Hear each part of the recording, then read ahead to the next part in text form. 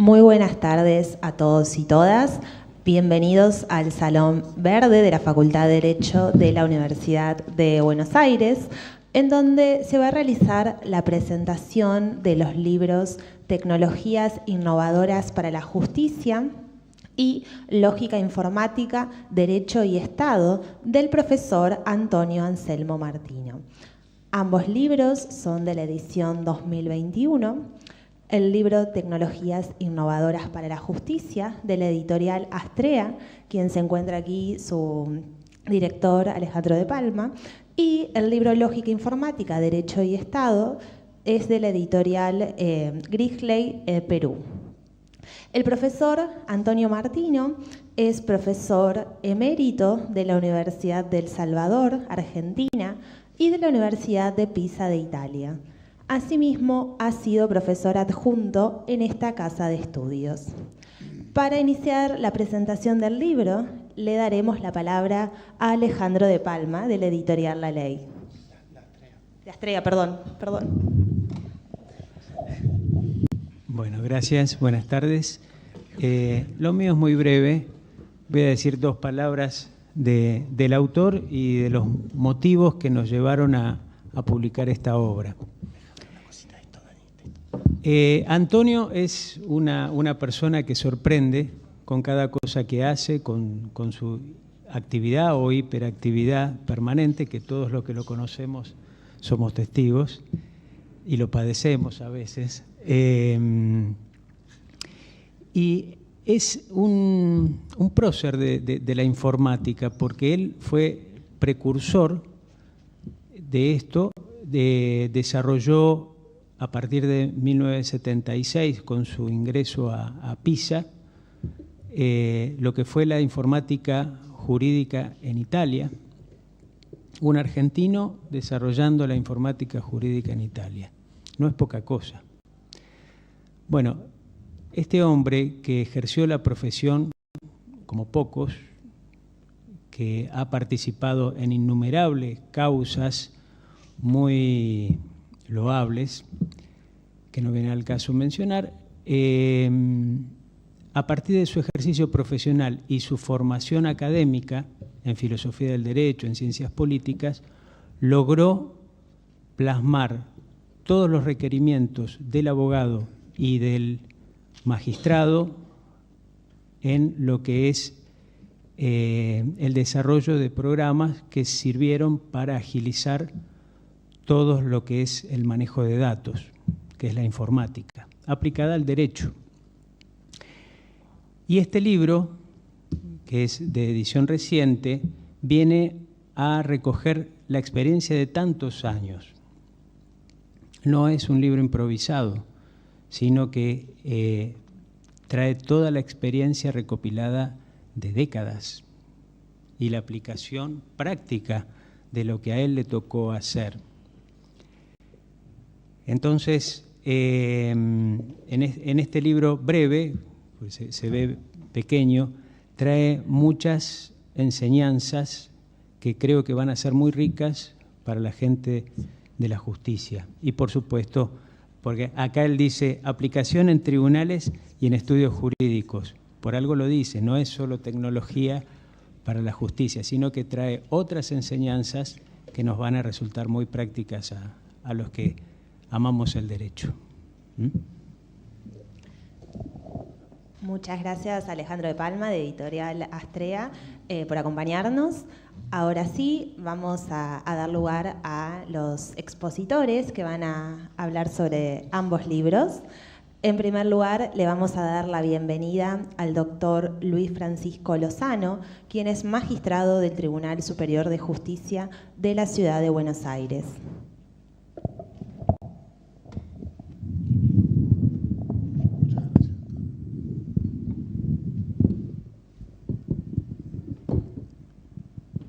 Muchas gracias, Antonio. Tengan todas y todos muy buenas tardes.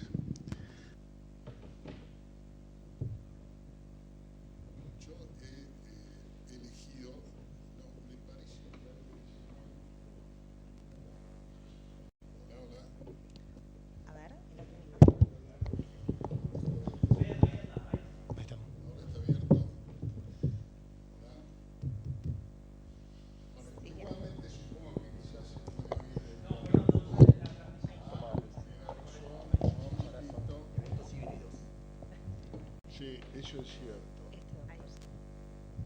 ¿Ahora se oye? No, ahora no. Bueno, Ese micrófono. espero no fumigarlo Ahí está. porque... Bueno, yo he elegido... Siempre ahí le tengo medio miedo de quedarme lejos. Bueno, vamos a hacer la prueba. Yo he elegido comentar el libro que ven en color más cercano al turquesa o al celeste, es decir, Lógica Informática, Derecho y Estado. Y un poco el libro quizás me ha elegido a mí, porque abarca una enorme proporción de temas que a mí me han interesado en diversas épocas de la vida, especialmente en algunas que ya están muy lejos. El libro empieza con, para mi gusto, engañoso título 10 años después. El autor confiesa, no hace falta que yo sea muy vivo para advertirlo, pero el autor confiesa que está haciendo una suerte de, digamos, de referencia a la famosa obra de Alejandro Dumas de 20 años después, es decir, donde aparece, creo que era Mazarino, tiene que ser, convocando a D'Artagnan para hacer algunas cosas de Estado cuando ya están todos más viejitos y cada uno ha tomado un rumbo distinto.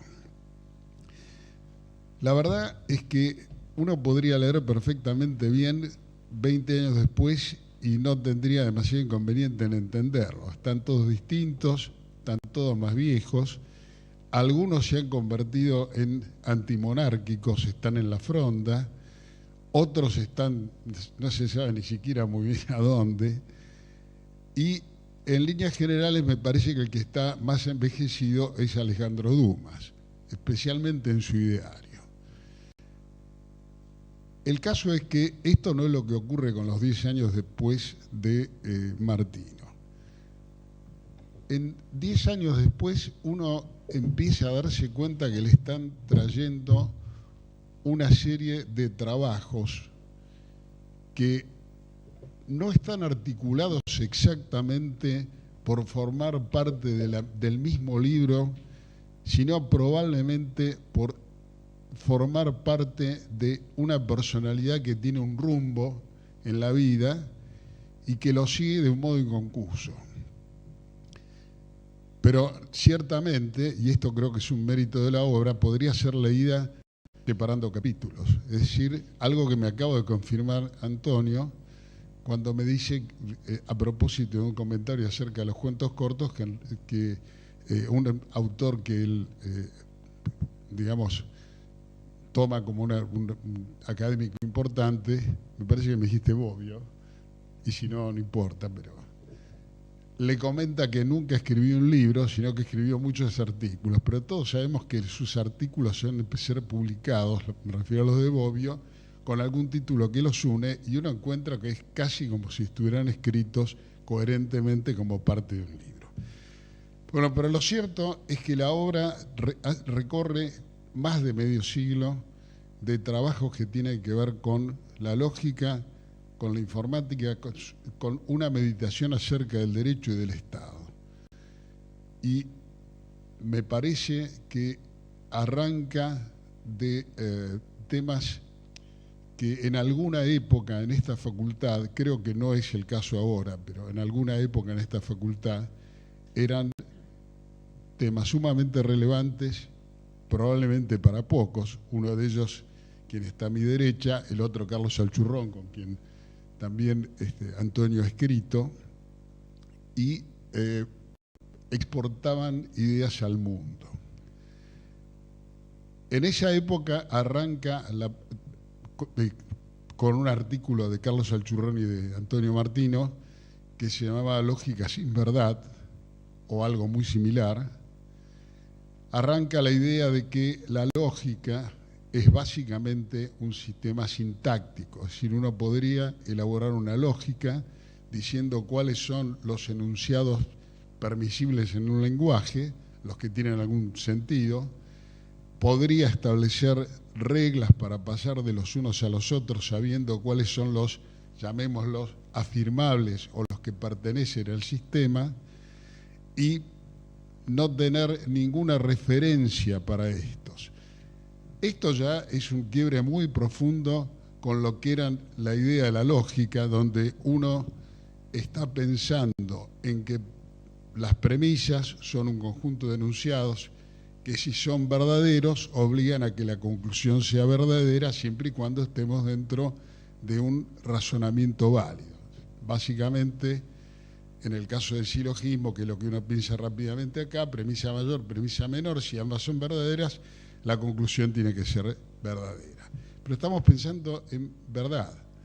Y cuando estamos pensando en verdad, estamos pensando en un escenario en el cual uno encuentra alguna realidad a la cual los enunciados se aplican, y realidad que puede verificar o no verificar el enunciado. Como diría Martino,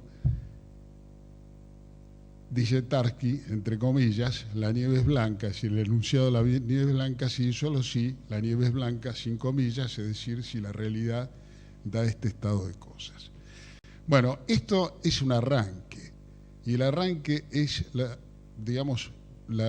postulación y la demostración de que se puede construir una sintaxis lógica que no tenga una referencia a la verdad, pero que nos sirva para establecer verdades acerca de alguna clase de objetos que no tenemos claramente, o cuya naturaleza no tenemos muy clara, que son las normas y son también las conductas, pero no en el sentido psicológico, sino en el sentido del deber ser. Esto aparece en los prolegómenos del trabajo, y ahí se empiezan a trabajar una serie de principios que tienen que tener las lógicas para poder reproducir sintácticamente una realidad, es decir, para tener una referencia semántica que sea provechosa, es decir, que sirva para algo. Esto hace rato que yo no lo veo en letras de molde, y me parece que para cualquier lector puede ser sumamente interesante, porque desnuda un problema para el pensamiento muy importante.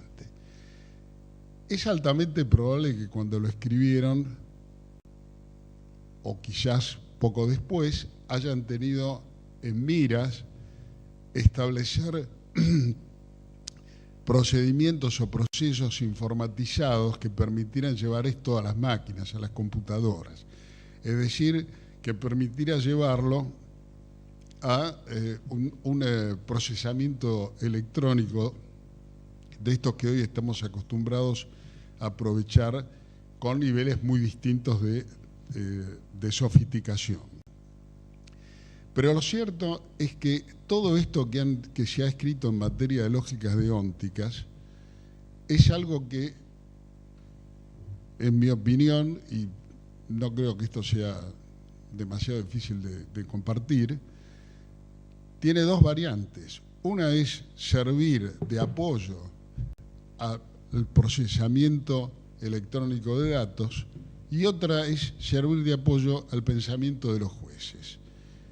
Esta segunda parte, a la cual estamos menos acostumbrados a ver, entre otras cosas porque probablemente los jueces no somos suficientemente capaces de explicar nuestro pensamiento en términos de lógica, pero que deberíamos hacerlo, y debería ser un baremo con el que nos mide a la sociedad nuestra capacidad de convertir el pensamiento en un pensamiento con encadenamientos lógicos comprensibles y compartibles por ello. Sin embargo, también necesita una lógica y una, capacidad de formularla. De manera tal que, con esto que empieza con lógica sin verdad, o sin necesidad de apelar a la idea de verdad, tenemos una herramienta que me parece que tiene dos... Martino suele hablar de dos cuernos, discúlpeme la expresión, pero supongo que debe ser la traducción de Prong, pero bueno, en definitiva, si nosotros no estamos muy habituados, pero no es exactamente la idea de alternativa. quizás de caminos alternativos. Bien, uno de los elementos, es decir, el libro está enormemente poblado de, digamos, de observaciones que son muy perspicaces, que me parece que merecen ser leídas y merece uno deleitarse con cada una de ellas. Yo no me voy a referir obviamente a todas porque no tengo posibilidad, pero una recomendación que les hago es que van a ver allí desarrollado un tema que tiene que ver con algo que se llama monotonía en lógica, que es una propiedad de las formulaciones del tipo sí entonces, es decir, donde un enunciado enlaza un antecedente a un consecuente. Estamos muy habituados a hacerlo, pero no estamos tan habituados a pensarlo en la formulación lógica. En la literatura rioplatense es bastante interesante porque hay un uruguayo que se llamaba Paz Ferreira, que trabajó sobre esto, y yo creo que trabajó con bastante inspiración en Neil McCormick, un escocés, que también trabaja sobre esto, aunque en verdad yo no conozco ninguna obra de ninguno de los dos que haya formalizado el problema. Formalizadamente hablando, el problema es más o menos este. Uno dice, si al público le resulta chocante el modo que yo lo voy a expresar, me lo dicen porque se puede cambiar la formulación. Si P, entonces Q.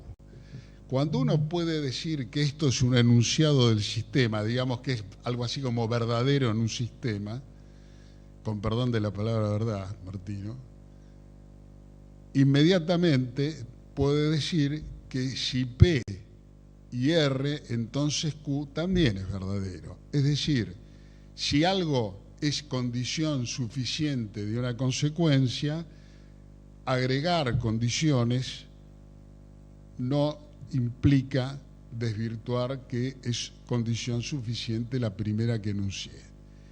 Ahora, esto no es cierto en el mundo del derecho, al menos en cómo formulamos normalmente las normas.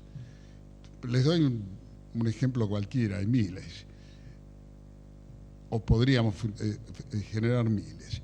Si yo les estoy hablando de la apropiación indebida de una cosa total o parcialmente ajena, ustedes inmediatamente piensan, me está hablando de un hurto.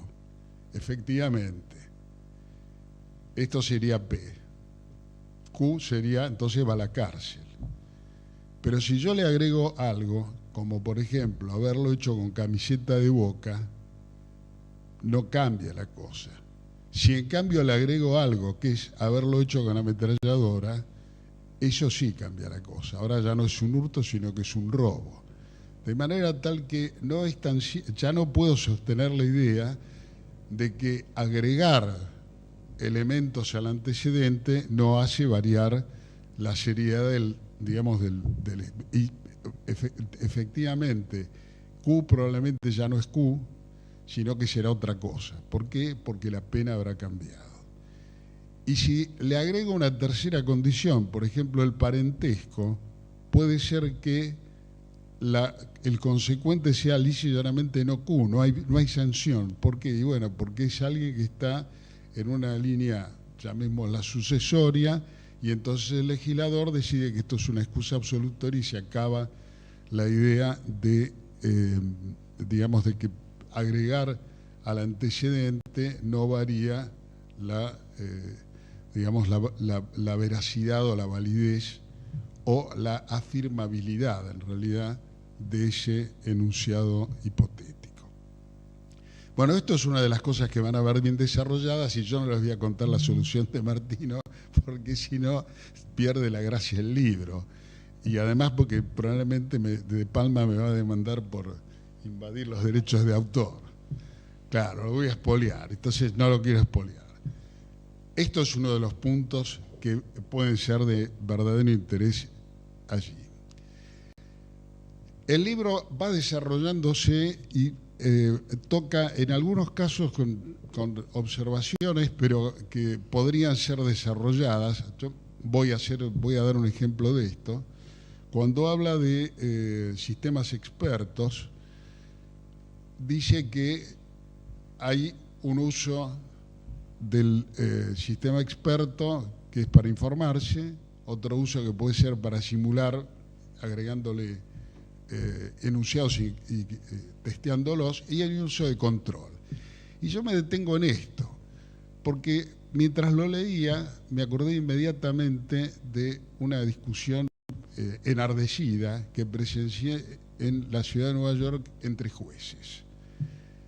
Alguien había hablado de la hipótesis de un sistema informatizado para elaborar sentencias, digamos algo así como lo que ha desarrollado Gustavo Corbalán, y cuando los jueces escucharon hablar que se podía dictar una sentencia por medio de un programa típico de inteligencia artificial, el de él es Prometea, inmediatamente reaccionaron con que la máquina no podía sustituir al hombre y se produjo una especie de cataclismo, es decir, donde ya nadie podía escuchar lo que decían los demás. Y a mí me llamó mucho la atención, porque fíjense ustedes, y acá voy a lo del control, fíjense ustedes que cuando nosotros podemos trabajar con una masa de datos, como lo que permite la inteligencia artificial, esto que llaman hoy día Big Data, que en realidad más que me parece que la idea, más que ser datos grandes, es datos numerosos, pero bueno, esto es conocido como Big. Uno está pensando en una situación en la cual es cierto que la máquina probablemente no nos satisfaga si es que la última decisión se la dejamos a la máquina. Pero no es menos cierto que si la última decisión se la dejáramos a un ser humano, no sé si estaríamos tan contentos. ¿Por qué? En primer lugar, porque los seres humanos muchas veces no conocen todos los datos y otras veces no quieren conocerlos, es decir, prefieren ocultar o sacar de la vista algunos de ellos, especialmente cuando se trata de mantener la uniformidad en la jurisprudencia. Muchas veces se elabora una jurisprudencia en un escenario y resulta que cuando es llevado a un escenario futuro donde ya no le gusta a nadie, prefieren borrarla con el codo lo que escribieron originalmente con la mano. Una de las cosas que permiten los sistemas expertos es controlarnos a nosotros mismos. Eso no quiere decir dejar la solución en el sistema experto. Uno puede empezar por el sistema experto, saber lo que se haría si mantuviéramos la coherencia con lo que venimos haciendo y luego proceder al viejo mecanismo de la apelación. Esto vale cuando uno apela a decisiones humanas y también puede valer cuando uno apela o se queja o impugna decisiones provenientes de las máquinas.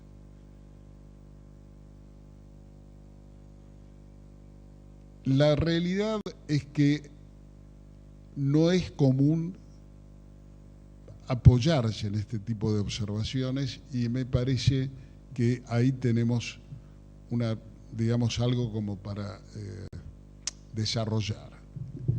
No es que esté desarrollado mucho en el libro, pero está claramente insinuado. Después, creo yo que podemos encontrar toda una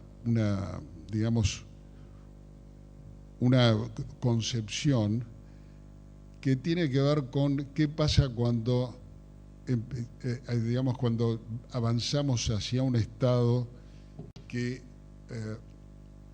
nos requiere una enorme proporción de, no sé si llamarlo novedades, pero digamos, novedades o perfeccionamientos en lo que era nuestro viejo ideario de lo que era una buena administración. Y acá se dicen cosas muy importantes en el libro. Una de las cosas que se dicen importantes es que estas novedades nos llevan a, digamos, a pensar el mundo a la luz un poco de los sistemas federales. ¿Por qué? Porque el avance de la tecnología ha hecho posible que la interacción entre los seres humanos sea enorme y sea imposible de circunscribir a territorios pequeños. Pero cuando nosotros vamos hacia territorios más grandes, la única forma en que estamos en condiciones de entendernos es respetando las, llamémoslas, idiosincrasias, si ustedes quieren, o, me gusta más, la capacidad de que las personas elijan en la mayor medida posible cuál es su destino, cómo quieren ser guiadas o cómo quieren guiar. Y eso nos lleva a los sistemas federales. Acerca de los sistemas federales se dicen muchas cosas muy interesantes. Algunas parecen trivialidades, pero no lo son. Una de ellas, el federalismo no es...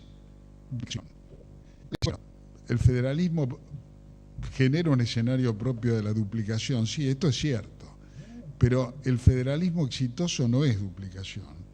El federalismo exitoso tiene algo parecido al matrimonio. Hoy día, si volviéramos 50 años, si fuéramos al inicio, no a los 10 años antes, sino al inicio de los trabajos del profesor Martino, tendríamos la visión de que para que el matrimonio funcione, alguien tiene que mandar. Ustedes imaginan, el público femenino sabe perfectamente bien cuáles son los males de esto. Lo cierto es que hoy en día nadie se animaría a decir esto, pero tampoco creemos que los matrimonios son felices cuando cada uno tira para su lado. La gracia está en poder generar un proyecto común y consentirlo, es decir, estar de acuerdo en él. El federalismo es algo bastante parecido, donde no se trata tampoco de duplicar las tareas, se trata de ponerse de acuerdo en cómo llevarlas adelante.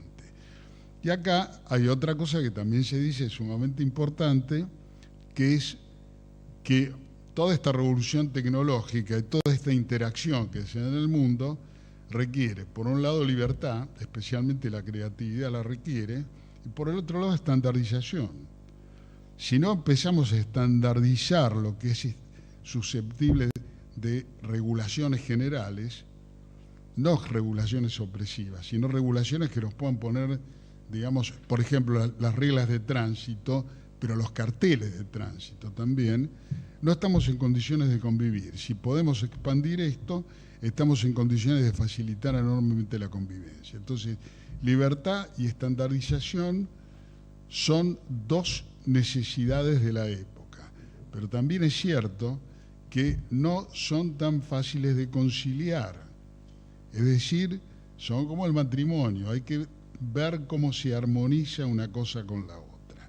Esto es una de las cosas que me parece a mí que están sumamente bien desarrolladas y que rápidamente desembocan en el aprovechamiento de algunas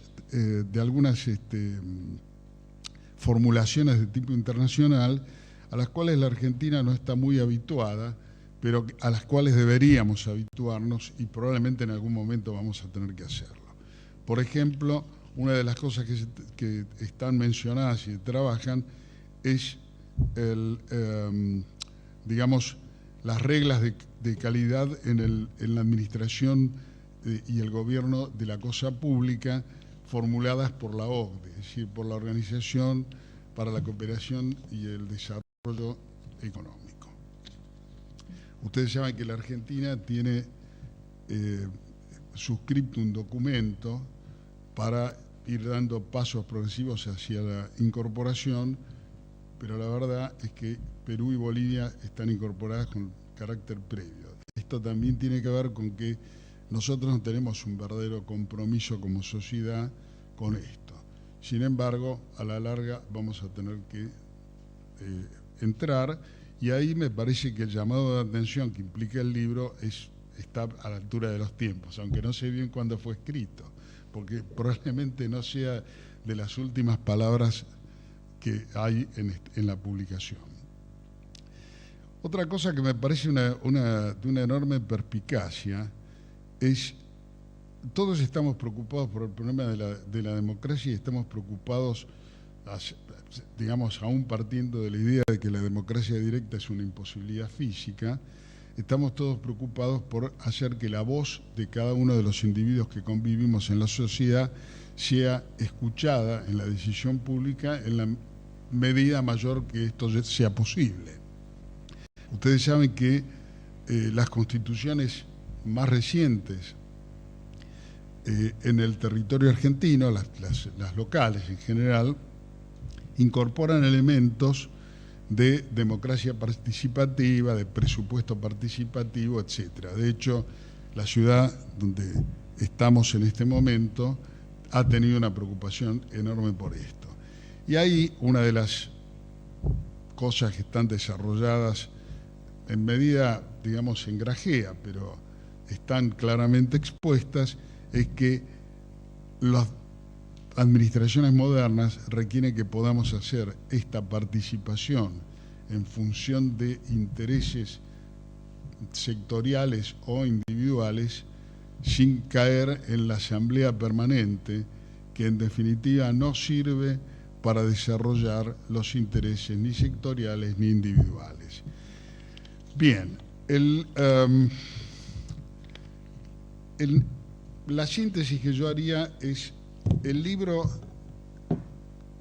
trata una enorme diversidad de temas, pero que tienen algo en común muy fuerte, tienen un nexo lógico muy fuerte y que nos permite ir desde la formulación de las sintaxis lógicas del pensamiento jurídico hacia un interrogatorio acerca de cuáles son las referencias semánticas, es decir, acerca de qué hablan, y finalmente cuáles son las utilidades que puede haber tanto en el campo, principalmente diría yo en el campo de la informática, pero no es ajeno el campo del razonamiento jurídico, y finalmente cuál es la repercusión que esto tiene en el Estado.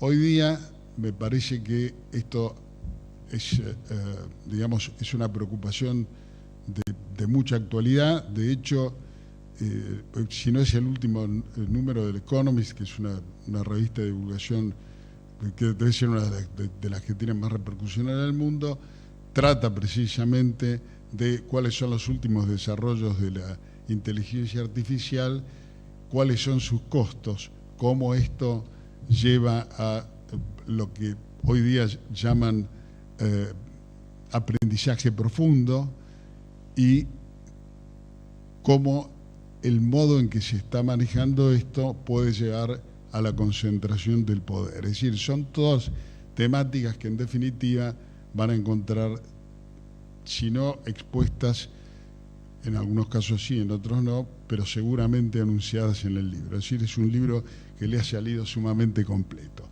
Y yo voy a parar acá porque creo que me he excedido, seguramente. Muchas gracias. Muchas gracias, doctor Lozano. Continuamos ahora con Daniela Dupuy.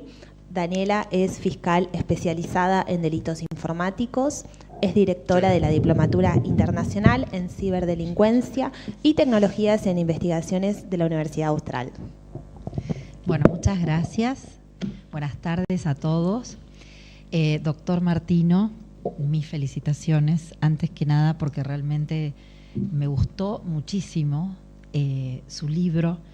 Leí los dos, pero ya que el doctor hizo una excelente presentación de la lógica informática, voy a hacer referencia exclusivamente a este amarillo que ustedes ven acá, Tecnologías Innovadoras para la Justicia. Ya el título, quienes me conocen por allí, saben que para mí fue absolutamente atractivo, ¿no?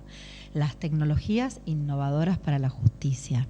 Bueno, esto realmente me llevó a a profundizar en muchos planteos que usted ha hecho y que sinceramente claro, no voy a tener tiempo, ¿no?, de profundizar algunos conceptos, pero sí quizás compartir con ustedes algunos disparadores que tienen que ver justamente con esta visión sistémica, ¿no?, moderna, del gobierno electrónico, Ya la palabra gobierno, las palabras gobierno electrónico ya este significado creo que incluye muchísimas cuestiones de las que nos debemos hacer cargo, ¿no? Porque supone claramente introducir nuevas tecnologías en los tres poderes. Yo claramente quizás me incliné más hacia analizar lo que ocurre dentro del ámbito del Poder Judicial, ¿no? Y en el Poder Judicial justamente hay una informatización judicial, hay decisiones que son institucionales, que entiendo que son innovadoras en algún punto y que impactan en los operadores del sistema, ¿no? Porque de esto se trata también, cómo internalizamos todos los operadores del sistema, las nuevas tecnologías, las ideas innovadoras para que nuestro trabajo sea también innovador y no quedarnos exclusivamente en la palabra, en la letra muerta, sino cómo llevamos, esto es lo rico quizás de este libro, cómo llevar sus apreciaciones a lo práctico, a la práctica del día a día. Claro que en el Poder Judicial, en los diferentes sistemas judiciales, se ha ido reemplazando el papel por el proceso electrónico, se ha introducido, y de hecho el doctor Martino lo habla y lo explica, la firma digital, la firma electrónica, y se ha ido de alguna manera tratando de mejorar la productividad y simplificar los diferentes procesos que son tan burocráticos, ¿no? Muchas veces cuando dejamos la tecnología de lado y cuando somos los hombres, somos las personas quienes lo debemos desarrollar. Y aquí los objetivos que me parecían importantes de un verdadero gobierno electrónico, y lo desarrolla el doctor Martino en su libro, son aumentar la eficiencia, justamente es algo sumamente importante, mejorar la respuesta a los ciudadanos y generar políticas públicas que sean transparentes. Ahora, ¿cómo esto, que lo podemos simplificar como objetivos de un gobierno electrónico, cómo lo podemos bajar a la realidad?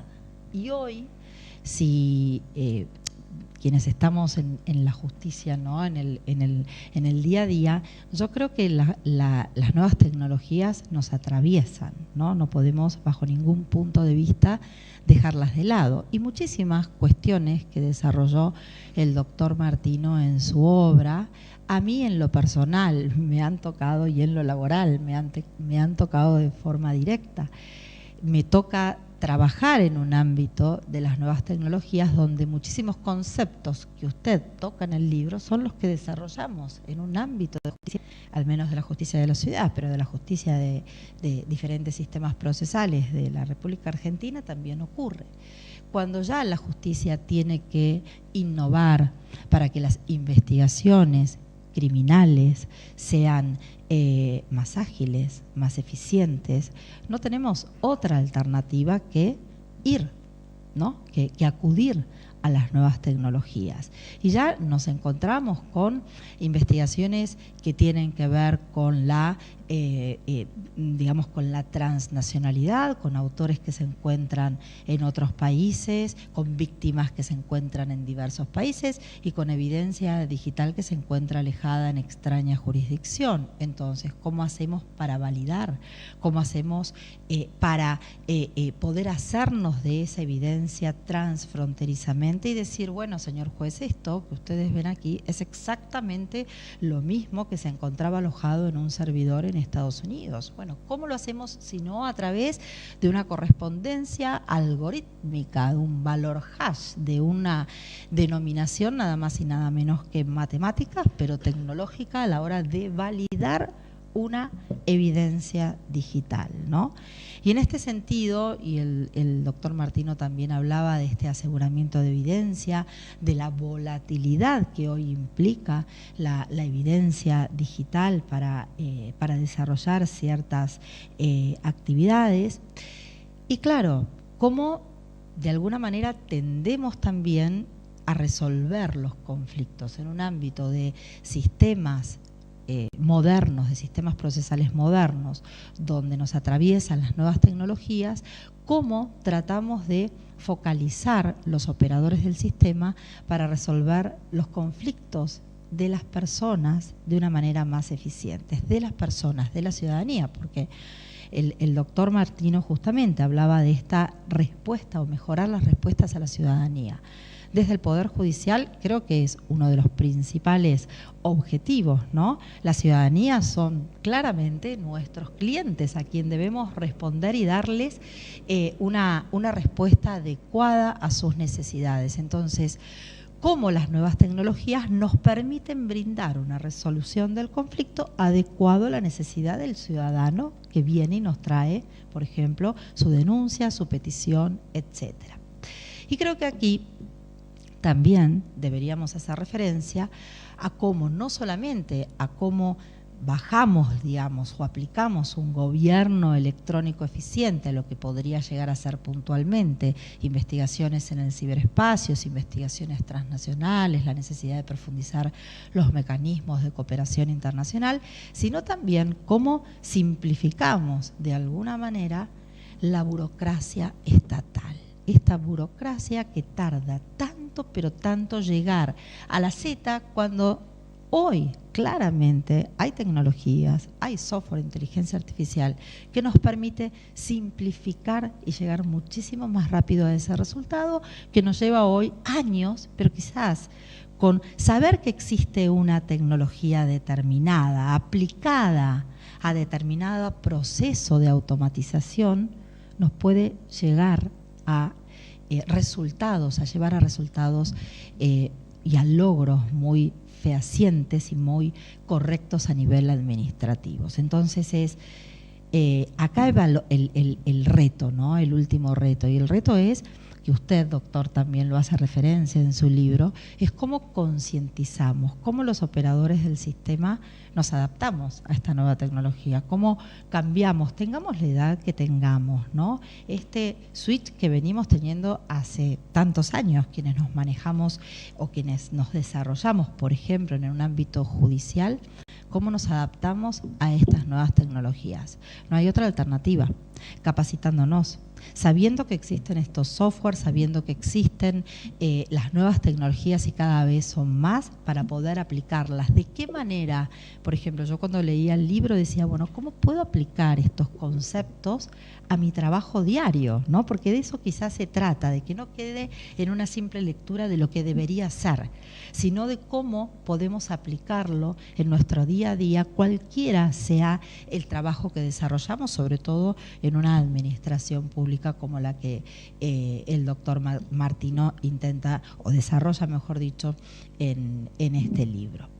En el ámbito de la Ciudad Autónoma de Buenos Aires, y ya el doctor Lozano hizo referencia a Prometea, cuyo autor claramente es el doctor Corbalán junto a su excelente equipo, es quien nos permitió a través de la automatización, digamos, de una serie de datos, trabajar de una manera eficiente en un foco específico de conflicto que a la Ciudad Autónoma de Buenos Aires nos llenaba de trabajo y que no sabíamos cómo procesar esa cantidad de datos, cómo poder gestionarlo. Entonces, cuando ya tenemos realmente un problema en el que ese problema lo podemos claramente adaptar a una tecnología, a un proyecto innovador, digamos, machear ambas es lo que nos permite, sin lugar a duda, llegar a un muy buen resultado de eficiencia. Esto, claramente, si los operadores del sistema no estamos en consonancia o predispuestos a llevar adelante este tipo de investigaciones de administración de justicia de la mano de las nuevas tecnologías, creo que vamos a estar siempre pasos gigantescos atrás de lo que no es lo que se viene, es lo que ya está totalmente entre nosotros. Simplemente si ustedes leen solamente la tapa del libro, me encantó: ciberculturalización de los procesos, acceso a la justicia, resolución telemática de los conflictos, firma digital, aplicación en tribunales y en estudios jurídicos. Y claro, el derecho comparado, las experiencias europeas, las experiencias, el doctor Martino lo profundiza muy bien en su libro cuando hace referencia a cómo es la situación, cómo es el Estado en Latinoamérica y cómo es el Estado en España, ¿no? A pesar de que, más allá de que los países de América Latina tienen ya procesos modernos, ¿no? Sistemas procesales modernos, bueno, en España, más allá que tenemos hoy por hoy un sistema diferente a lo que sería dentro de la órbita de la Ciudad Autónoma de Buenos Aires y los que ya muchas provincias han asimilados en sus diferentes jurisdicciones, España todavía tiene un sistema procesal penal que no es de los más modernos. Sin embargo, ya se encuentra, digamos, con una profundización en su sistema de automatización de datos y claramente de todo lo que tiene que ver con la incorporación de las nuevas tecnologías.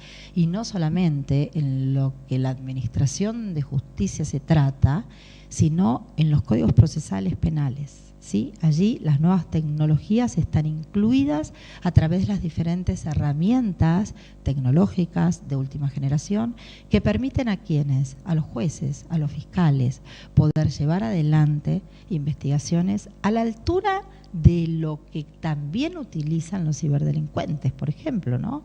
Es decir, un ejemplo, hoy día para cometer un delito en el ciberespacio, por ejemplo, veníamos hablando con el doctor Lozano de los fraudes informáticos, se requieren también, seguramente se acude a la utilización de herramientas informáticas de última generación para cometer ese delito. ¿Cómo el Estado no va a estar dotado de esas herramientas de última generación para contrarrestar ese efecto nocivo? No puede existir esa diferencia abismal entre lo que sí hoy se lleva a cabo y cada vez más con diferentes modalidades, sofisticando cada vez más la tecnología por parte de quienes cometen este tipo de modalidades delictivas a veces, otras veces ni siquiera esas modalidades están legisladas. Y cómo el Estado no va a estar a la altura para poder contrarrestar ese efecto. En definitiva, lo que necesitamos es amigarnos, ¿no? con la innovación, amigarnos con las nuevas tecnologías y poder claramente aplicarlas en los diferentes poderes, no solamente judicial, lógicamente, sino en el legislativo y creo que en el ejecutivo sería muy útil para toda la ciudadanía. Por lo tanto, y para terminar y para dejarle la palabra al doctor, quisiera realmente nuevamente felicitarlo y recomendarles a ustedes este libro, porque no importa si no son penalistas, si no son especialistas en derecho civil, no. Es realmente un libro que nos sirve a todos. Nos abre la cabeza acerca de la necesidad de acceder hoy mismo a las nuevas tecnologías y que nos acompañe en toda nuestra vida profesional. Nada más. Muchas gracias, doctora Dupuy. Para finalizar, vamos a presentar al doctor Juan Gustavo Corbalán. Es doctor en Derecho, se encuentra maestrando en Inteligencia Artificial y es director del Laboratorio de Innovación e Inteligencia Artificial de esta facultad. Buenas tardes a todos y todas, ¿cómo les va? Daniela, Luis, Antonio, Alejandro, a las personas que nos van a acompañar por vía remota a estos eventos híbridos. Bueno, en primer lugar, un gusto y un placer estar al lado de amigos y amigas y de gente tan querida. Cuando pensaba ayer, me quedé hasta altas horas de la noche, cuando uno tiene que venir a acompañar a personas que tienen tanta trayectoria, siempre piensa qué decir, qué comentar, qué no comentar, marcar el libro, lo marqué bastante, ambos libros, y se me ocurrieron 5 cosas. La primera es, me acordaba de cuando estaba en Salamanca, en una biblioteca monumental de Salamanca, que es muy grande, buscando cosas de la Edad Media, porque me traje muchas fotocopias, me acuerdo, me traje 50 kilos de fotocopias, literal, por avión las pasé. Me traje un montón de libros que hablaban de cuál había sido el régimen jurídico de la Edad Media. Y encontré algunos libros, que después algunos Bianchi los retoma en sus trabajos, que es uno de los historiadores que tenemos del derecho más relevantes, Alberto Bianchi, y hablaba de que cuando surge el constitucionalismo moderno, algo que ha trabajado también Luis mucho, durante principio de 1800, es como que se hizo un corte abrupto con lo que había significado el periodo anterior, al que se simplificó como esa época nefasta en la que todo era abuso del derecho. Y obviamente ahí se perdieron un montón de cosas porque había un montón de desarrollo en la Edad Media.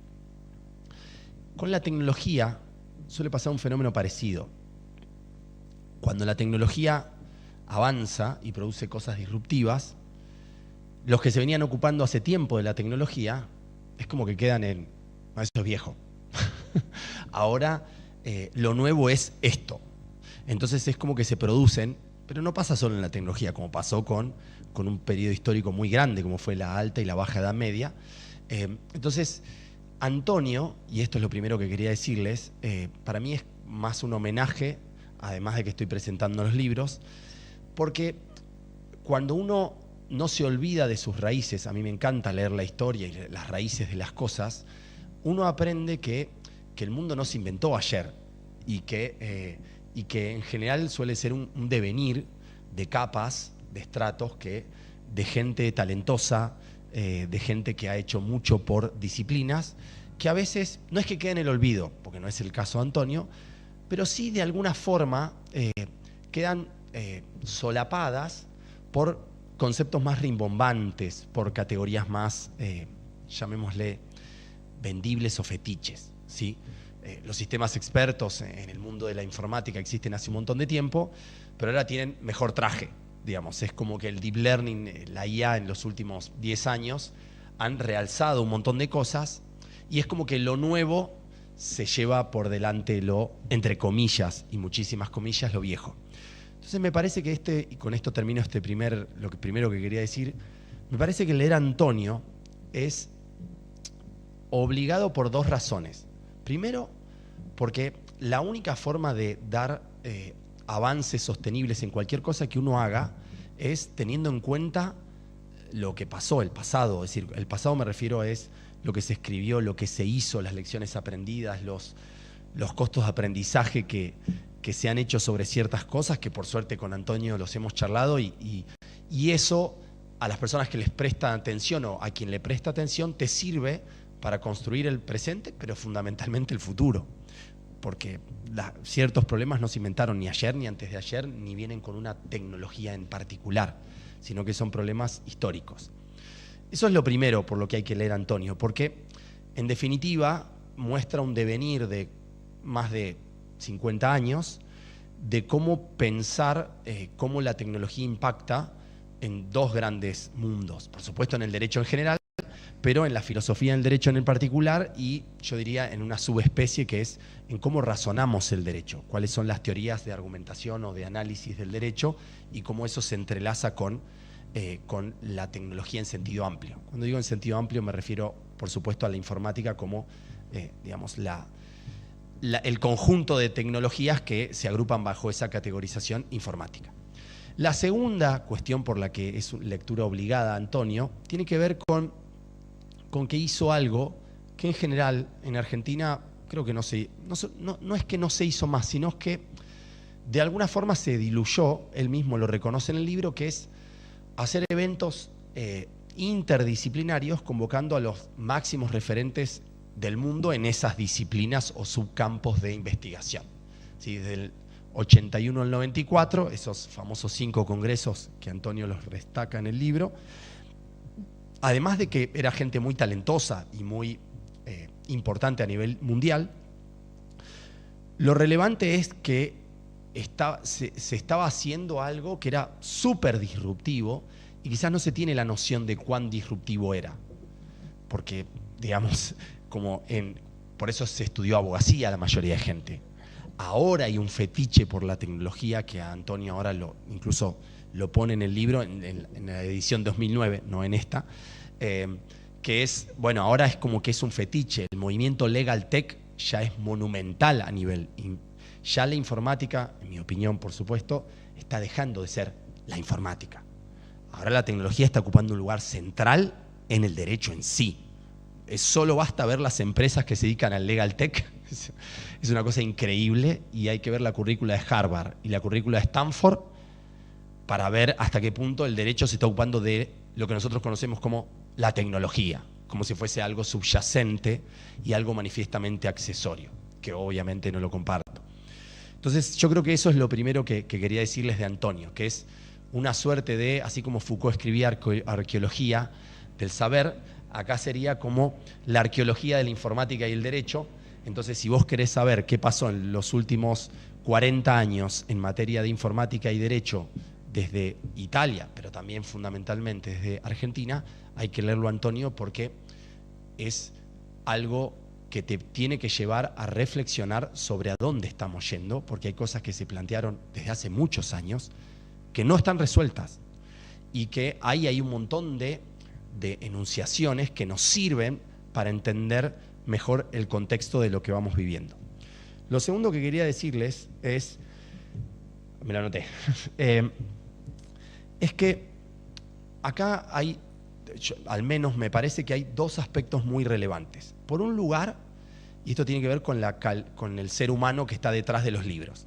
Por un lugar, o por un lado, cuando uno se encuentra frente a personas que, Antonio no tiene problema que lo diga, creo que tiene 85, 86, Antonio, 86, ¿no?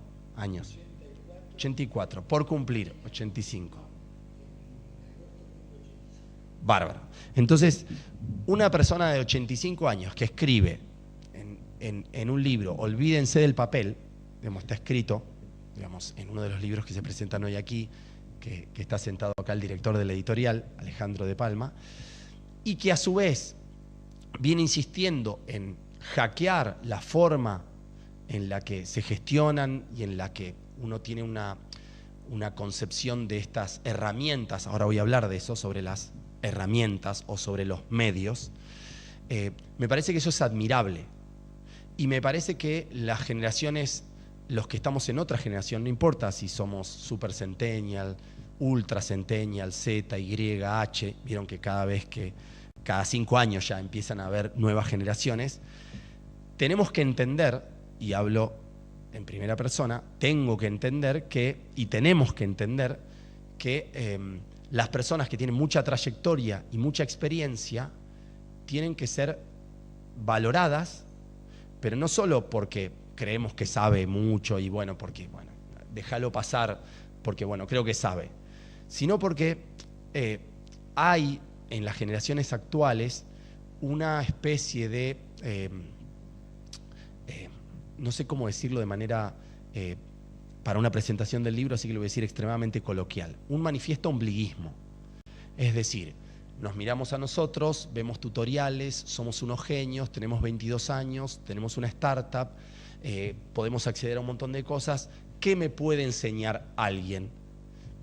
Me parece que eso no es un camino, y lo digo desde otra generación, y trabajando también con mucha gente joven y siempre tratando de instaurar esto. Entonces me parece que esto es lo más importante, que es el ejemplo de una persona que después de 50 años se sigue esforzando por innovar, por transmitir gestión de cambio y por transmitir apertura e innovación. Y eso es digno de admiración y hay que seguir ese ejemplo porque es uno de los valores más importantes de estas sociedades líquidas, cuánticas, como se quiera llamar, complejas, VUCA, que es esta concepción de que el valor de la ejemplaridad es lo que uno tiene que seguir, ¿sí? El ejemplo, la cultura del ejemplo, que eso en general no se suele hablar mucho del valor del ejemplo incorporado en generaciones más anteriores a otras. Ahora sí me meto en las últimas tres cosas, y eso tiene que ver más que ver con cosas que escribe Antonio. La primera tiene que ver con esta lógica entre medio, instrumento y fin. Me parece que acá hay un punto central que trabaja Antonio, y es obvio que él se dedica casi toda su vida a un medio, porque digamos, la tecnología, casi todo el mundo es un medio, o es un instrumento, y también la lógica en gran medida es un instrumento con otros fines que tienen que ver con valores axiológicos, con realizaciones mucho más, entre comillas, sustanciales. A mí me parece que acá hay un problema sistémico que Antonio lo plantea, pero que se subestima desde quienes se ocupan de los fines. Es decir, el que se ocupa del derecho sustantivo dice eso, como diciendo, eso es un problema menor. De hecho, se refleja en los planes de justicia de los poderes judiciales. Apoyo. No, tecnología no. Acá vamos a estudiar control de convencionalidad y vamos a ver cuál sería el subprincipio de adecuación cuando yo estoy frente a dos valores axiológicos. Y no estoy yendo en detrimento de eso. De hecho, he escrito algunas cosas de eso y me gusta eso. Pero hay dos grandes razones, hay muchísimas más, pero hay dos grandes razones por las que hay que dedicarnos mucho más a los medios y empezar a dejar de llamarlos medios. La primera es que, como dicen los alemanes, cuando Haber le habla del Estado como procedimiento, lo que te está diciendo es, dale mucho más bola al medio, porque si vos no garantizás medios idóneos, el fin no se va a realizar nunca, o se va a realizar de manera, digamos, muy tenue. Y esto nos cuesta entenderlo a la gente que nace del derecho, porque es como que venimos con un chip de que te tenés que dedicar al fondo, y lo otro es forma, y la tecnología entra dentro de la forma. Y si algo que ha demostrado la tecnología en los últimos 30 años es que la tecnología incluso puede ser más importante que el fondo, pero no porque lo sea axiológicamente, porque sin tecnología no llegás a proteger como querés ese fondo. Fíjense que esto ya se razona en cuestiones de acceso a la información pública. ¿Sí? Se llaman los famosos derechos de acceso. Son instrumentales, pero si no se satisfacen, ¿cómo hago para satisfacer lo que nosotros llamamos el fondo? Y me parece que seguirlo llamando medio está bien, porque no hay que confundir querer realizar el valor justicia con querer tener un sistema de inteligencia artificial. Es una obviedad que el objetivo, el último fin, no es tener una máquina que resuelva algo, sino es que se concreticen valores axiológicos que se plasman en constituciones, ¿sí? O eventualmente en instrumentos de paz o que sirven para la paz social o para la convivencia armoniosa y pacífica. Acá el punto es que lo que tenemos que entender es que no nos ha ido muy bien, y ese es el punto, con esa fórmula de esto es secundario y dediquémonos al fondo. Porque la deuda que tenemos con la sociedad en materia de innovación, en materia de eficiencia, en materia de eficacia, en materia de plazos razonables para la resolución de conflictos, y así podría seguir, porque hay encuestas muy detalladas al respecto, nos tiene que hacer entender que no estamos por un buen camino, que tenemos que empezar a cambiar ese camino, siguiendo pasos como un pionero, y empezar a darle mucho más protagonismo a la tecnología, pero muchísimo más protagonismo, no mucho. Por eso en la UBA lo tomamos como tema central. Introducimos materias en el CPO, armamos posgrados, armamos un laboratorio y queremos seguir a las principales universidades del mundo porque esto va a llegar, nos guste, no nos guste, el derecho de las máquinas inteligentes va a ser unas ramas, en mi opinión, más importantes, como puede ser la del derecho comercial, como puede ser la del derecho internacional privado, porque va a estar lleno de máquinas inteligentes y vamos a tener que tener muchos especialistas que se ocupen del derecho de las máquinas, entre comillas, por supuesto, inteligentes. Lo cuarto, Antonio trabaja sobre algo que es súper importante en relación a qué pueden hacer las máquinas y qué no pueden hacer las máquinas. Esto para mí, no creo que haya otro libro en Argentina que lo pueda resumir bastante como lo resume Antonio, porque además muestra una evolución, al menos plantearlo, enunciarlo, que es, lo voy a simplificar.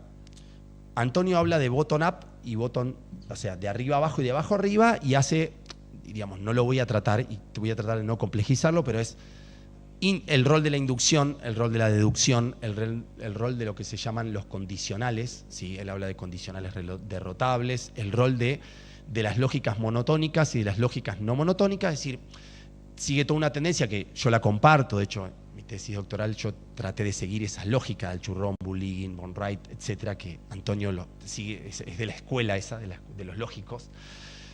Me parece que, ¿por qué es tan importante ir a esa discusión? Así no me quedo en cuestiones estrictamente de lógica. Porque, ¿qué está pasando hoy con las máquinas sofisticadas? ¿Sí? No voy a ir a cosas muy técnicas de la IA, Deep Learning, Machine Learning y todas sus subespecies, visión artificial, redes convolucionales, redes recurrentes, y así podríamos ir con una lista muy importante de categorías muy técnicas. El punto es que, por un lado, las máquinas están aprendiendo de algo que no tiene que ver con lo que nosotros conocemos como inferencia causal o, como Antonio bien destaca, con ponderación. Es decir, las máquinas hoy no ponderan sofisticadamente como ponderamos una persona como Luis, que es un gran ponderador, por ejemplo. ¿Sí? Yo conozco cómo razona y pondera muy bien, al menos como lo refleja en lo que escribe. Entonces, ¿qué están haciendo hoy las máquinas? En términos extremadamente generales. Por un lado, ¿sí? Reconocen patrones y hacen generalizaciones a partir de la estadística de esos patrones, pero eso no tiene un contexto. Esto es algo que Antonio marca bien y que es re importante. No es que contextualizan los motivos de una ley subyacente, el contexto que hay detrás de esa ley, la cultura del lugar, porque eso no está muchas veces reflejado en 10 años de sentencias de algo o en el historial de datos. Es decir, hoy las máquinas tienen una limitación que, de hecho, en el último Congreso de Inteligencia Artificial en Estados Unidos, es como el nuevo horizonte de las máquinas, que acaba de salir una IA que se llama Gato. Ahora les cuento cómo esta IA sí está empezando a hacer algo, embrionariamente, que Antonio postula en su libro, que en principio hasta ahora las máquinas no hacían, pero que esta IA está empezando tibiamente a hacer, que se llama Gato. Pero cierro paréntesis. Entonces, ¿cuál es el punto acá? Que me parece súper importante cómo lo plantea Antonio. Si las máquinas tienen una limitación para deducir, ¿sí? Para hacer razonamientos más sofisticados de integración de contexto, etcétera, de hecho Antonio da algunos ejemplos, entonces es obvio que es bastante baladí la discusión sobre si la máquina resuelve. Porque ¿cómo va a resolver una máquina que no puede ni hacer inferencia causal, ni hacer razonamientos no monotónicos? Es decir, no hace abducción la IA. No hace abducción, que es una de las consecuencias de hacer lógicas no monotónicas. Entonces, es obvio que yo no le puedo decir a un sistema basado en competencias humanas, en donde la lógica es ponderar, interpretar razonamientos mucho más sofisticados y no simplemente pensar que todo esto es una serie secuencial de estadística, de patrones o de lógicas iteradas de secuenciación, como son los sistemas basados en conocimiento. En la IA se conocen sistemas basados en conocimiento, que son los sistemas expertos. Entonces, me parece que eso es muy importante tenerlo claro, porque si se tiene claro eso, parte de la discusión del juez robot desaparece. ¿Cómo voy a poner a resolver una máquina que no entiende ningún tipo de contexto, ni hace inferencia causal?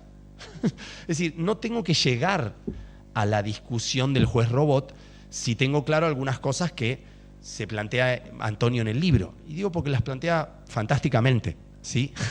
Y eso me parece súper importante, porque si no siempre estamos con esta lógica de que la máquina resuelve, y hay un montón de cosas ahí que tienen que ser aclaradas de que la máquina, entre comillas, resuelve. Lo cuarto, que ya con esto termino, es, que lo anote acá, que es algo que planteaba Luis y que también hemos charlado con Dani cuando pensamos en qué hace la máquina y qué es la máquina. Esto en el mundo se conoce como human in the loop, que es dónde está la intervención humana en los sistemas automatizados, cuándo hay más o menos intervención humana.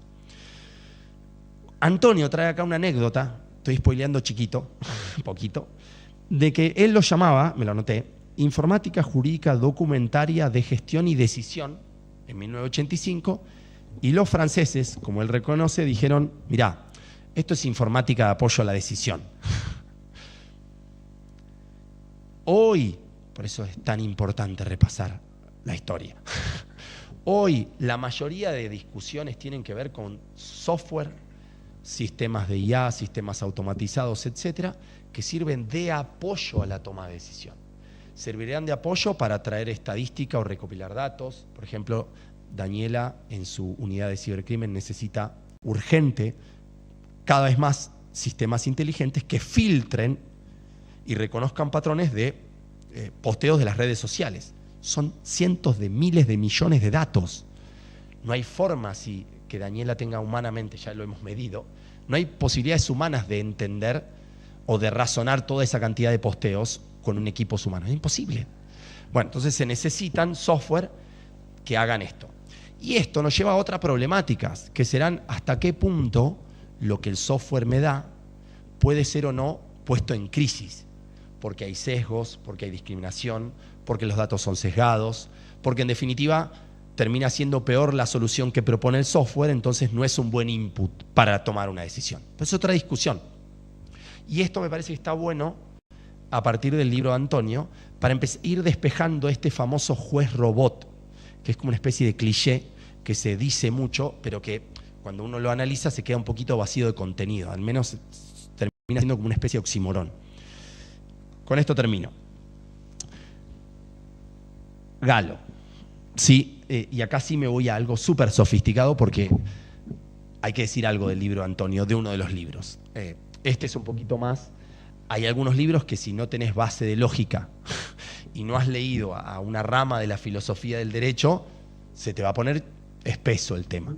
Yo, porque venía leyendo mucho al churrón de Bulín y de Von Wright y muchos otros, Ruiz Manero, a mí me encanta Ruiz Manero, digamos, dentro de los contemporáneos. Yo simplificaría algo que Antonio plantea muy bien, pero que es súper importante meterse en este tema, que es, hay una IA que acaba de salir de Google que se llama Gato. Causó una revolución, porque sepan que la IA, y esto por eso es que yo pregono tanto que haya expertos en tecnología. Quizás la palabra informática, en mi opinión, es como acceso a la justicia.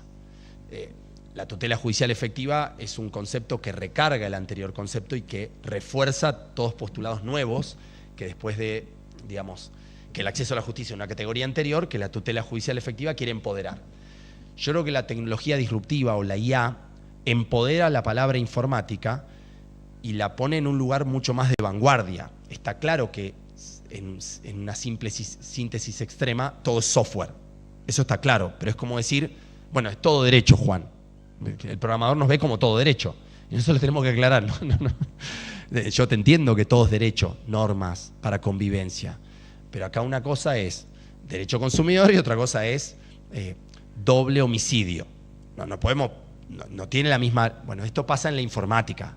La IA es informática de vanguardia y no puede aplicarse la misma lógica que la informática clásica, ¿sí? Que es lo que llamaríamos software clásico. Este sistema Gato, con esto termino, hizo ajustar todas las predicciones que se venían teniendo sobre cómo avanza la IA. Para ponerlo en criollo, la mayoría de personas que estudia este fenómeno en Oxford, en MIT, en Harvard, y así les podría dar una lista de 100 mentes muy relevantes en el mundo, decían que la IA iba a llegar a empezar a hacer abstracción y hacer generalización, es decir, no ir por fuerza bruta, o la IA en general va por fuerza bruta. Muchos datos, aprende, extrae conclusiones de manera estadística y eso me sirve. Digamos. Detecta el cáncer, pero no es que detecta el cáncer como un médico. Es decir, se vio 1 millón de radiografías y compara patrones, ¿sí? Entonces, sobre esa base, entonces lo que hace es matematiza patrones de información, ceros y unos. Estoy simplificando dramáticamente. Esta nueva IA, con 603 tareas, lo que empezó a hacer es, aprende una tarea, generaliza lo que aprende y la traslada a otra tarea. ¿Qué empieza a pasar? Cuando la gente, salieron varios papers, cuando los que saben de IA empezaron a ver esto, dijeron, danger. Nosotros habíamos estimado que la IA, para hacer esto, que este sistema recién llegaría en 30 años. Y está llegando ahora. Lo que yo estoy viendo en la IA, les digo porque estoy terminando un máster de IA, muy intenso, es que los avances son exponenciales, porque está pasando algo que era contraintuitivo. El avance en visión artificial se traslada al lenguaje natural. El avance en lenguaje natural se traslada a la robótica. Entonces todos los campos de IA, cada avance, se llama transfer learning, retroalimenta al anterior. Entonces las máquinas se están volviendo extremadamente sofisticadas y en 10 años estemos discutiendo cómo generaliza la máquina probablemente, si esto sigue así y quizás en 5. Si esto no lo tomamos en serio, porque las máquinas van a ser las que tomen las decisiones en términos generales en la vida humana en los próximos 20, 30 años, sin duda ya las toman, estamos dejando un espacio vacío, como lo dejamos en los últimos 30 años, por suerte está Daniela para el cibercrimen, porque claro, ¿a quién va a ver la persona cuando una máquina empieza a hacer cosas sofisticadas y para impugnar esa generalización? No tenemos profesionales que se dediquen a esto. Y necesitamos cultivarlos cuanto antes. Y con esto termino. Entonces, ¿qué podemos hacer para finalizar? Les voy a leer lo que dice Antonio que podemos hacer.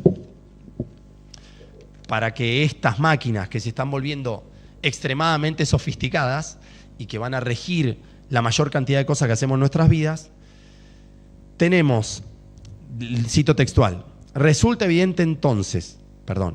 entonces evidente que en un futuro próximo, yo diría ya, esto es pongo corchetes, surgirán juristas especialmente preparados para dialogar con la computadora, para investigar lógicas comprobadas con sus interpretaciones en hecho y en derecho. Tales juristas no podrán limitarse a aplicar programas completamente predispuestos, ¿sí? Sistema hace tal cosa, como este gato. Pero deberán tener la capacidad de dominarlos, pero no permanecer apartados de ellos. Los investigadores después deberán además tener la capacidad de mediar entre la ciencia jurídica y la ciencia de la programación. Estos hombres nuevos deberán estar solícitamente preparados por las universidades y seleccionados para acceder a la carrera más especializada. La urgencia de todo ello es evidente, dado que en caso contrario, ciencia jurídica estaría por mucho tiempo aún excluida del uso de instrumentos nuevos e indispensables. Muchas gracias. Muchas gracias, doctor Corbalán. Bueno, ahora para ir finalizando nos gustaría escuchar las palabras del autor de los libros, el profesor Martino, por favor.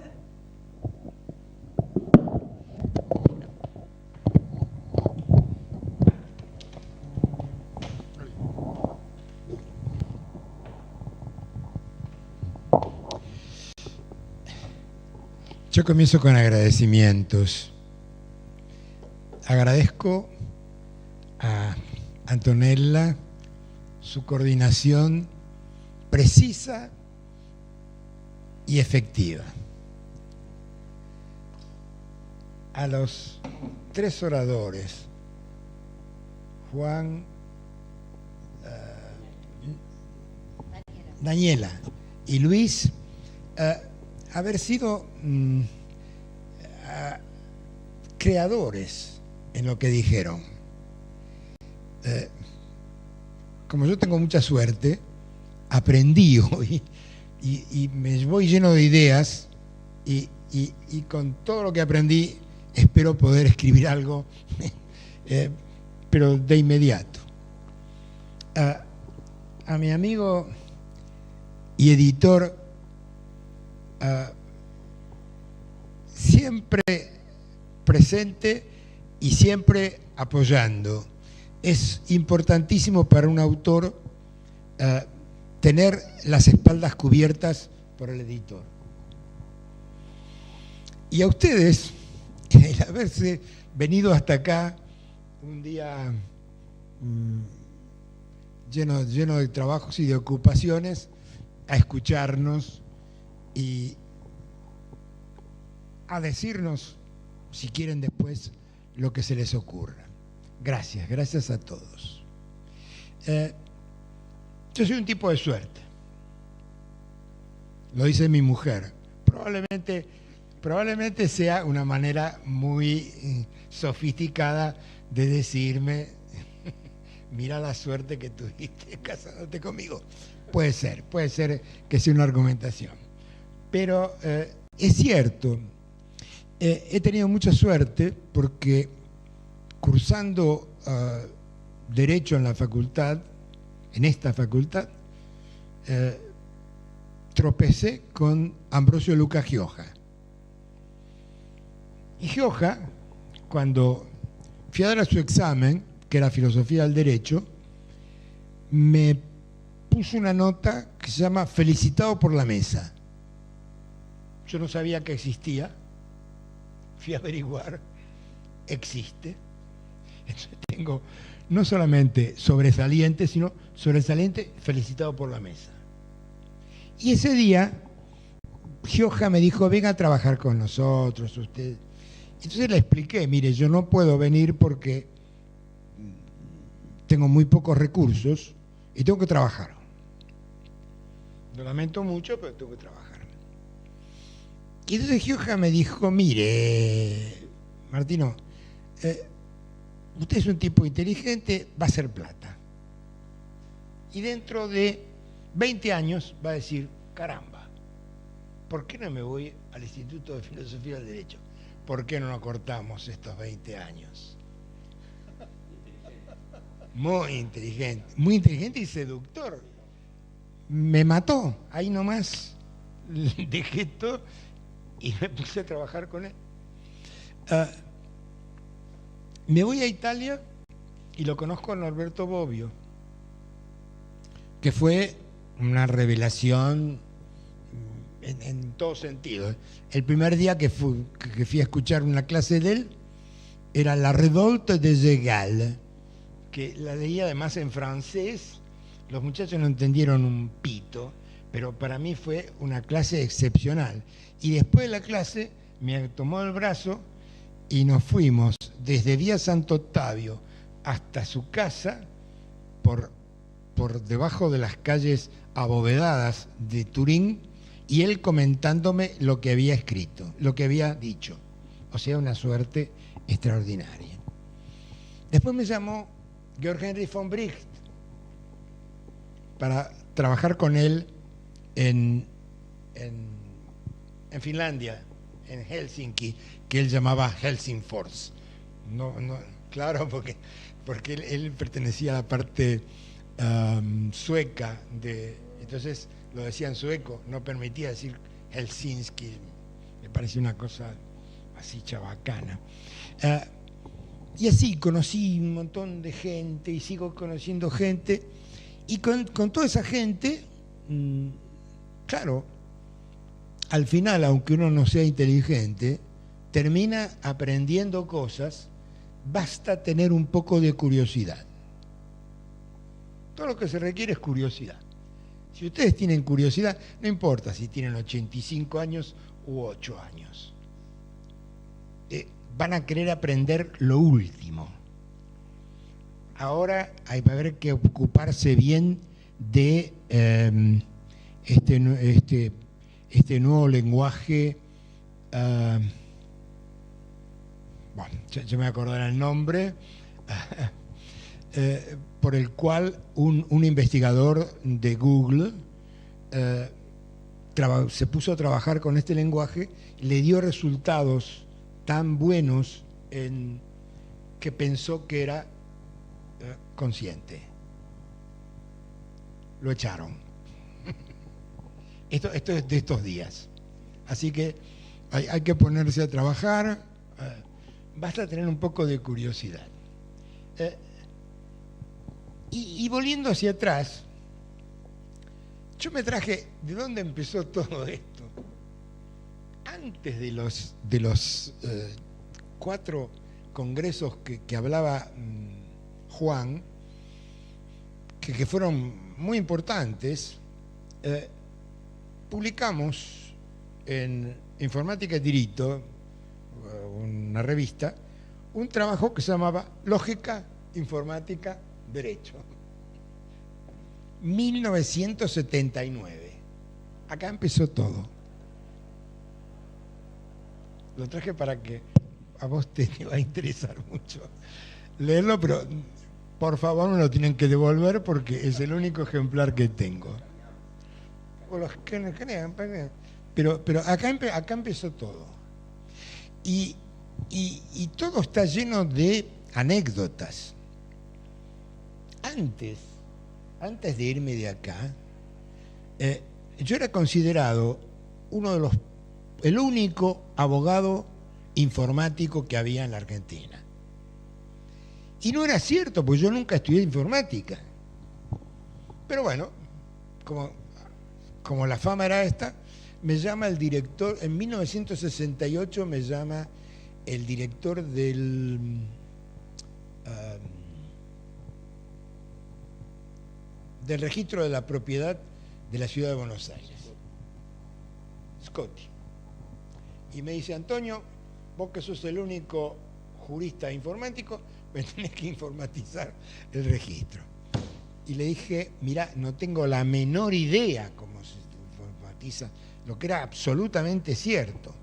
Y me dijo, Antonio, hermano, está bien, informatizarlo pero es que no lo sé informatizar. Pero no te hagas el chiquito. Cuando me di cuenta que no había manera de convencerlo, que lo que yo estaba diciendo era cierto, le dije, bueno, está bien, acepto, pero con una condición. Voy a llamar al ingeniero Dolder para que me ayude. El ingeniero Dolder fue el que informatizó el registro de la propiedad. Scotti murió pensando que lo había informatizado yo con la ayuda de Scotti. De Dolder. No, lo informatizó Dolder con mi ayuda, que era una cosa muy diferente.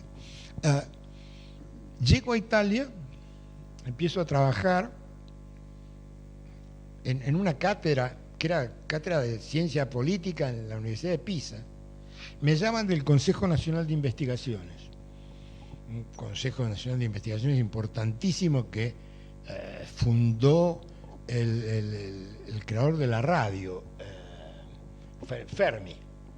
Así es. Me llaman y me dicen, mire, hemos estudiado, ¿no? Usted es el único informático jurista que hay acá, entonces le vamos a dar un instituto para que usted traiga la informática jurídica en Italia. Yo no digo que me hice pis encima, pero casi. Me pareció una cosa desproporcionada para lo que yo podía hacer. Entonces lo llamé a Bobbio y me dijo, Antonio, como de costumbre, confundís importante con secundario. No tiene importancia si vos tenés un título o no tenés un título de informática. Lo que importa es que los tipos necesitan una cabeza abierta y ya formada, que vaya por el mundo, traiga lo mejor y lo aplique acá. Y vos estás cortado perfectamente para eso. Bueno, dije, si lo dice Bobbio, debe ser cierto. Y acepté 11 años trabajando en este instituto. No quiero seguir con anécdotas, aunque hay una que sí la quiero contar por nuestra relatora. Un día me llama por teléfono un informático importantísimo que había en Milán y me dice, mira, te tengo que presentar a un muchacho que está trabajando y que está desesperado. Se llama Antonio Di Pietro, es el fiscal de la causa Cusani y él te va a explicar, porque yo no lo entendí bien.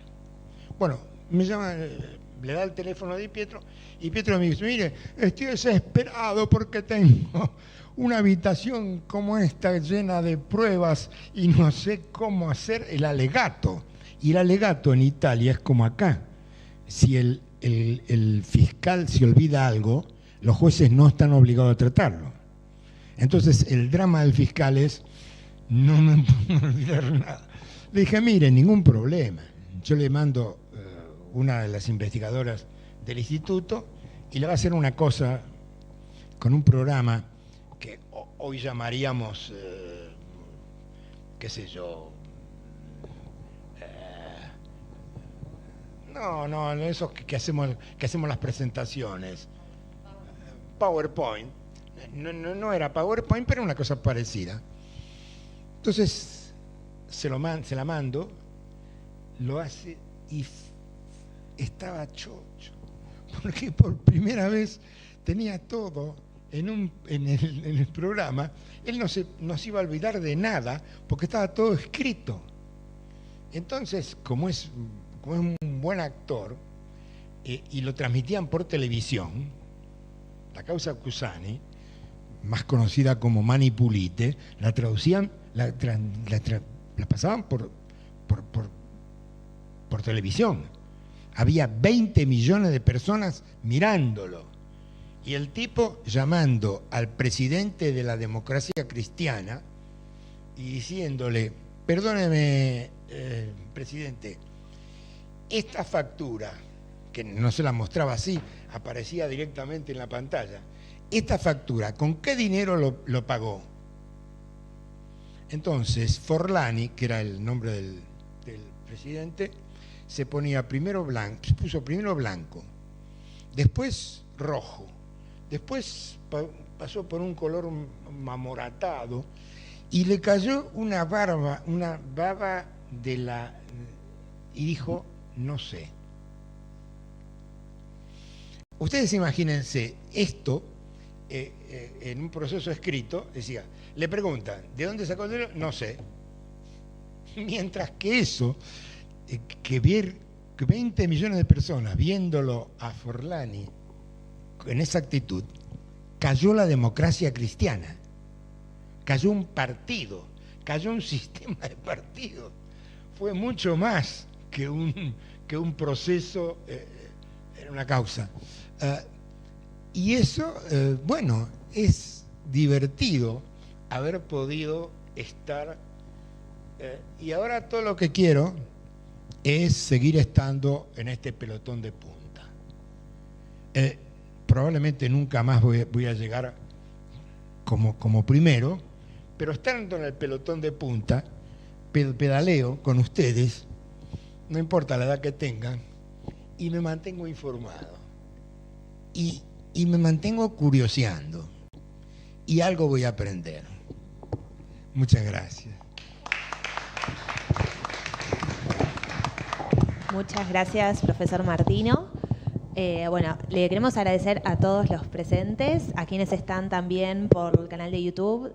Nuestros agradecimientos a la Academia Nacional de Ciencias de Buenos Aires, a la Editorial Astrea y al Laboratorio de Innovación e Inteligencia Artificial de esta facultad, que nos están acompañando con la organización.